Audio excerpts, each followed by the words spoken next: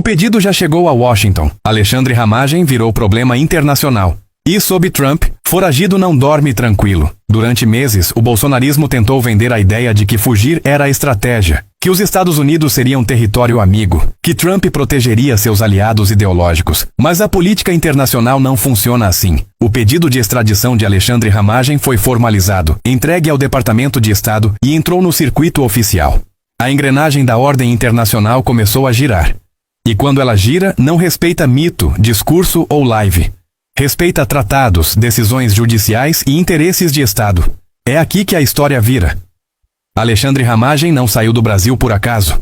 Saiu porque sabia o que estava por vir.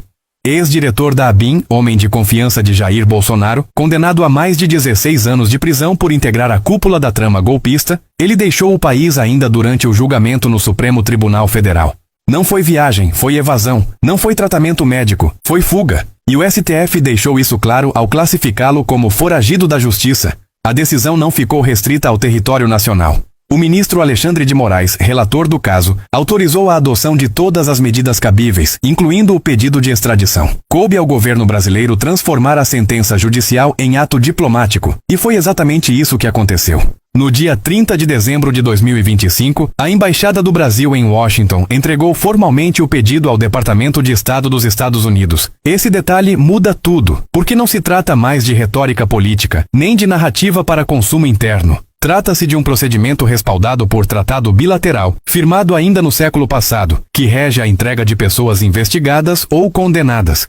O Brasil fez o que estados soberanos fazem, cumpriu o rito, reuniu documentação, apresentou fundamentos legais e acionou a via diplomática. Mas o que ninguém esperava era o cenário em que esse pedido aterrissaria. Donald Trump voltou à presidência dos Estados Unidos com uma agenda ainda mais radicalizada. A política migratória se tornou um dos eixos centrais do governo. O ICE foi turbinado, ampliado, financiado e incentivado a agir com agressividade máxima. O discurso é simples e brutal. Remover todos que o governo considera indesejáveis. E aqui começa a ironia histórica que desmonta a fantasia bolsonarista. Alexandre Ramagem sempre se alinhou ao trumpismo. Apostou na afinidade ideológica como salvo-conduto. Mas Trump não governa por afinidade pessoal. Governa por cálculo político e demonstração de força. E o governo Trump não tem qualquer pudor em deportar, prender ou deter pessoas, inclusive cidadãos norte-americanos, se considerar conveniente.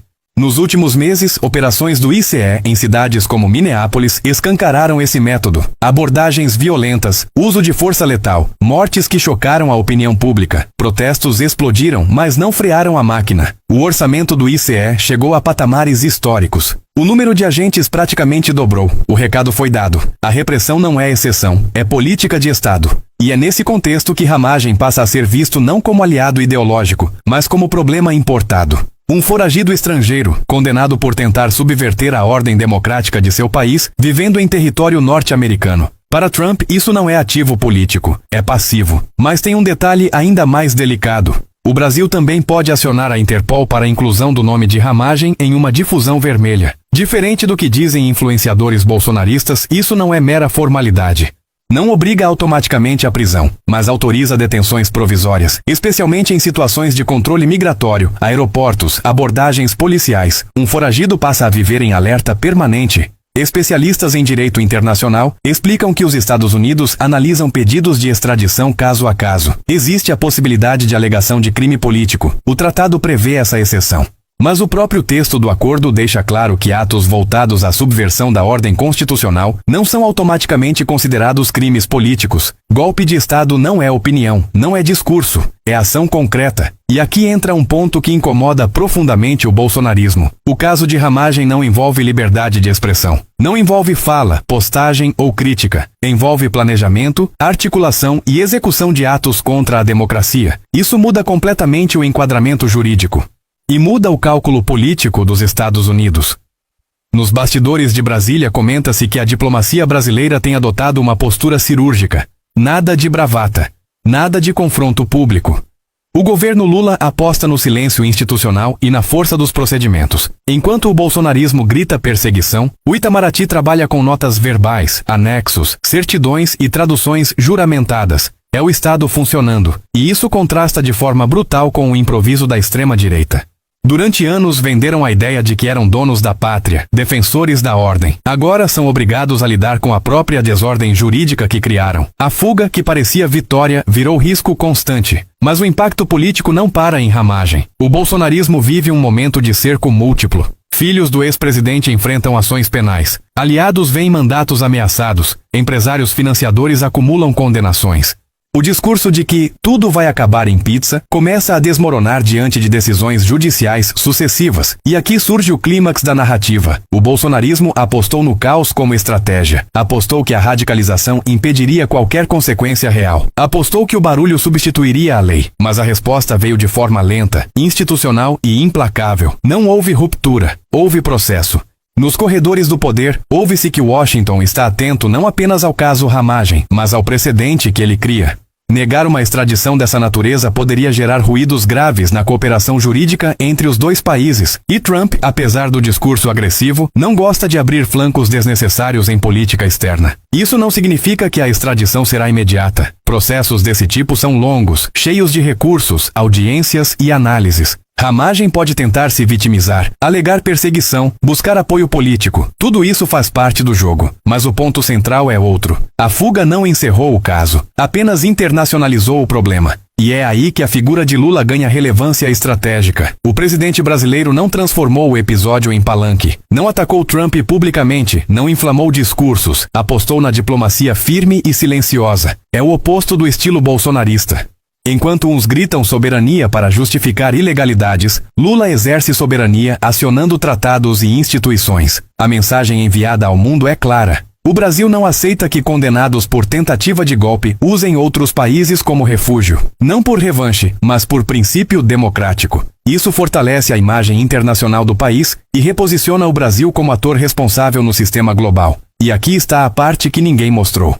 Para a extrema-direita, o trumpismo sempre foi fantasia exportada, uma caricatura conveniente. Mas o Trump real governa com lógica própria, muitas vezes cruel, sempre pragmática. Se amanhã for útil endurecer com um foragido brasileiro, ele fará, sem cerimônia, sem ideologia. Por isso, a tensão cresce, o silêncio aumenta. A euforia bolsonarista dá lugar ao medo. Porque viver como foragido não é viver livre. É viver à espera de uma abordagem, de uma notificação, de uma batida na porta. A história ainda está em curso. Mas uma coisa já é certa. A ordem internacional entrou em cena. E quando ela entra, não há mito que segure. Há apenas lei, interesse e poder.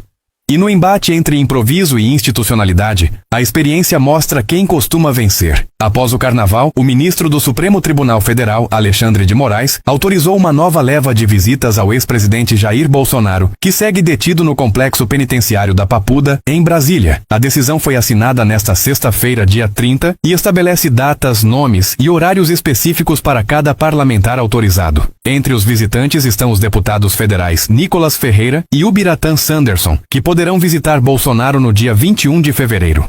Já no dia 18 de fevereiro, as visitas serão feitas pelo líder do PL no Senado, Carlos Portinho, e pelo senador Bruno Bonetti. Todas as visitas ocorrerão em horários separados, conforme determinação do ministro. A medida mantém o controle rigoroso sobre o contato do ex-presidente com aliados políticos, ao mesmo tempo em que permite a continuidade das visitas institucionais. Mesmo preso, Bolsonaro segue no centro do cenário político, enquanto o Supremo reforça que qualquer acesso ocorrerá sob regras estritas e vigilância permanente. Você acha que os Estados Unidos vão segurar Ramagem? Comenta aqui.